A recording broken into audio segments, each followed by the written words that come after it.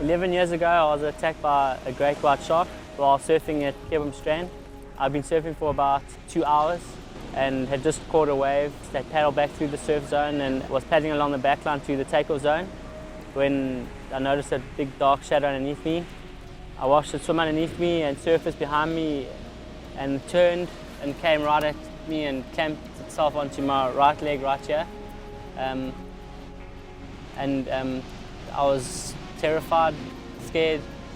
I managed to try and push the shark off and I felt its eye and I tried to push my finger into its eye. It let me go. I managed to pull myself back onto my board, start paddling away. When I felt it hit me on my left leg, I sustained quite a substantial amount of damage to my left leg as well.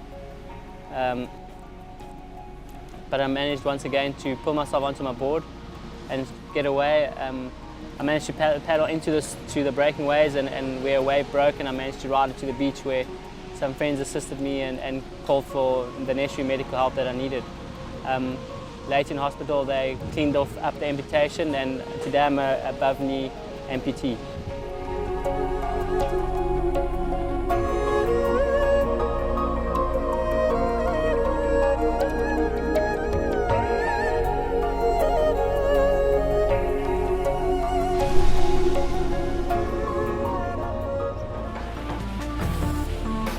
This leg comes off very simply. Just by pushing the button, it releases the vacuum.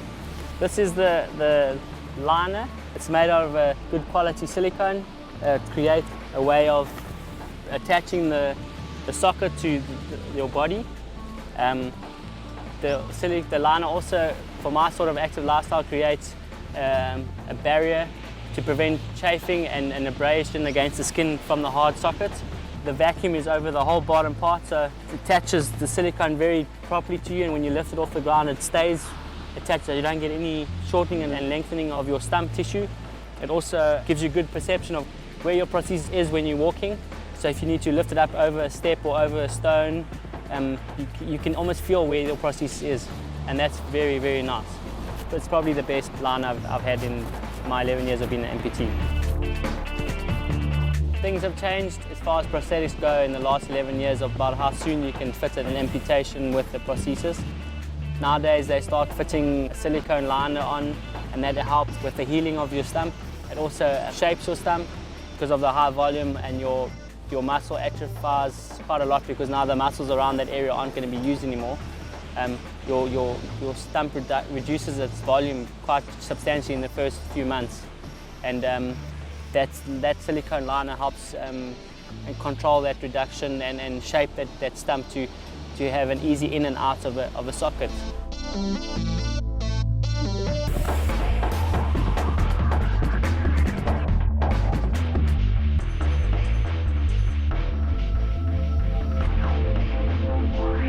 These liners are also very simple to put on.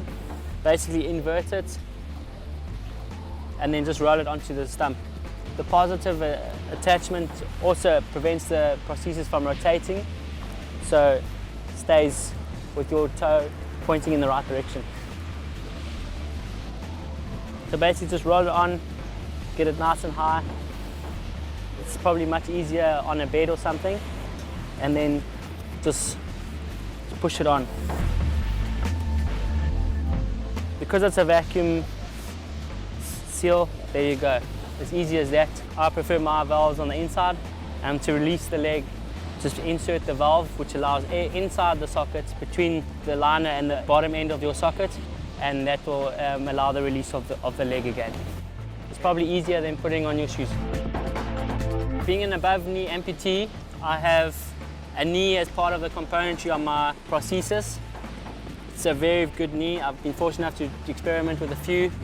It's got quite a lot of adjustments, so I can eliminate any type of limp, all that, so I can look very, very natural when I walk. It's a very safe knee. The way it's designed to lock when your heel hits the ground, and it will only release when your toes are over it, and by then your other leg will be in front of you, so the chances of stumbling or falling are very, very low. I use this knee as my everyday walking knee. I wear a knee cap. This prevents the sharp edges of the knee from catching on my trousers, and easy to kneel on the ground and play with my daughter and it doesn't do any harm to my trousers or to the floor that I'm kneeling on.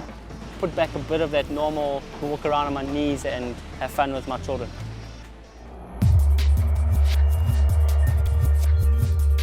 Over here we have the Mauch Knee, very robust, very tough. It was my first choice when I climbed Kilimanjaro. I was invited to climb Kilimanjaro with a group of guys. It had never been an ambition, but once it had been proposed to me, I thought it might be a nice goal as an amputee to do. Being in the middle of nowhere, climbing a mountain, I didn't need a failure of probably my most important component on my leg. And also, I needed the hydraulic cylinder so I could ride the cylinder on the descent. I had been wearing thick snow pants, and as you got away from the altitude, it started getting hot. So I started taking off my clothes, like to get down to shorts and stuff, and I touched the frame of the knee, and it burnt my fingers. And I was like, whoa, what's happening here? This thing is piping hot.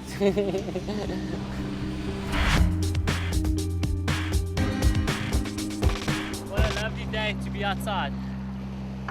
The hydraulic cylinder can be totally disengaged with this lever, just as simple as that.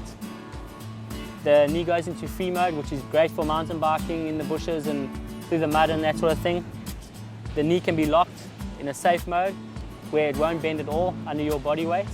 From going down steep terrain, rocky areas, where you want the safety of the leg. And then in swing phase, it's a beautiful action knee, can be controlled, rotating this dial here at the back. I like this knee a lot. I call it the Land Rover of knees.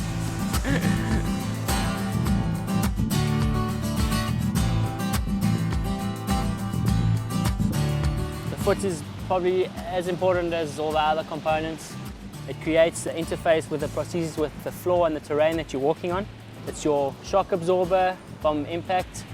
This particular foot has got a carbon blade, a split blade for different terrains. The toe is actually split. It has a lot of flex with my body weight on it. And then up here, this blue chamber is a pneumatic shock absorber as well. This will also absorb a little bit of compression when you walk. It will also have a bit of rotation. So if I was walking on an uneven surface and my body weight was going one way and my foot wanted to go the other way, it would have that little bit of give. At work, on site, our factory is very dusty because we work with wood and that. The foot's very tough and durable. I'm on building sites a lot. I need to negotiate half-built stairs, heaps of sand and concrete. As the office is upstairs on a mezzanine floor, negotiating the stairs up and down is a daily routine and many times a day. This leg is perfect for those sort of conditions. At the time of the shark attack, I was the South African bodyboarding champion. My best results had been a second at the World Surfing Games held in California in 1996, and then also a fifth at the World Champs at Pipeline in Hawaii. After the attack, I knew I'd never be able to reach that same potential. I was still young, only 22, and that's when I decided to try a new sport, which was wave skiing. I knew I could apply the wave knowledge and the skills I'd learned in the surf to that new sport, and that made my growth curve very, very quick. And within 2 years, I was at the World Champs, and I finished third at J Bay in 2000. In third place, a truly amazing guy, white, Neal Stephenson.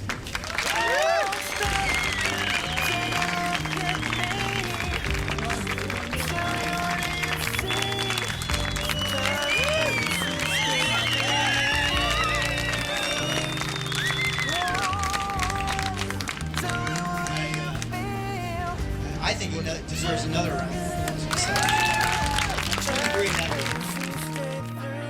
I think dealing with the loss of a leg or a loss of a limb, to me I was in a very fortunate situation where it's either my life or the leg, and I got away with my life with just the loss of a leg. So already from the time I was still in the water trying to get to the beach, I'd accepted the loss, and also being quite a guy with a lot of faith in that, I came to terms and came to accept the loss. And I can understand that other people might not accept it or have it as easy if it was not such a traumatic experience, I think.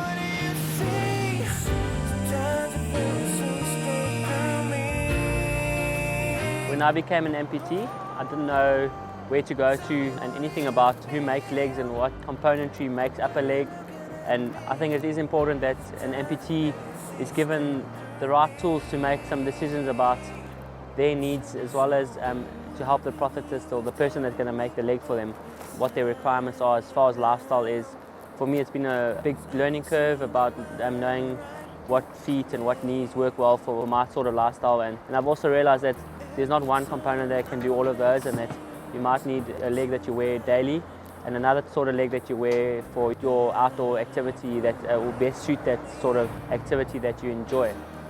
And the componentry is available in the market, and it's up to the amputee to do a bit of research on their own and learn from other amputees like myself about what works well for their sort of sport and why they've decided to go that route. Everyone doesn't need to be Oscar Pistorius. You can just be Neal Stephenson or whoever you are, and maybe running is not your sport, but there's something else that you really, really enjoy. But there is something, a componentry or a leg that can be built to suit that sort of activity.